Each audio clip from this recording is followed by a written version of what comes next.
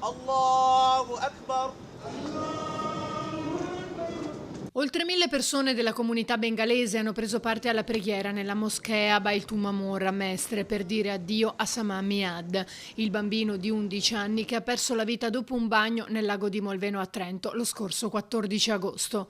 Una celebrazione che ha voluto salutare anche un anziano bengalese originario dello stesso paese di Samad. Presenti anche gli amici e i compagni della scuola Caio Giulio Cesare di Mestre, dove l'11enne aveva frequentato la prima media. Assenti i genitori troppo provati, racconta lo zio. I genitori, lo sapete, un bimbo di 11 anni e dopo 11 anni perdere un bimbo vuol dire che perdere il cuore.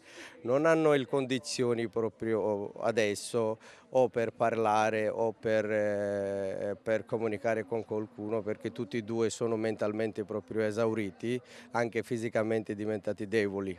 Questa è la condizione di famiglia e le comunità anche sono stati un po' silenziosi perché è una cosa che non recuperabile, è una perdita che non si può dimenticare. Lo zio ricorda Samad come un ragazzino brillante e intraprendente. Era molto silenzioso, è intelligente e brillante, e anche era un ragazzo bravo in scuola.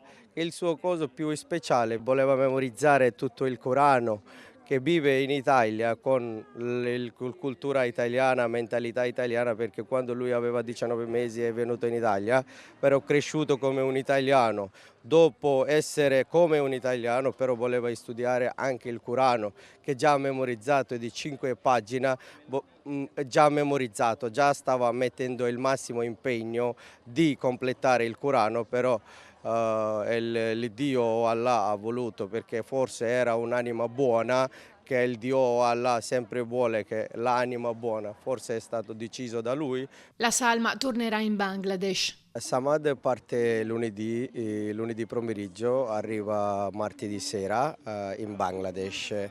Dopo mercoledì mattina ce l'abbiamo un altro funerale, questa sarà l'ultimo saluto in Bangladesh.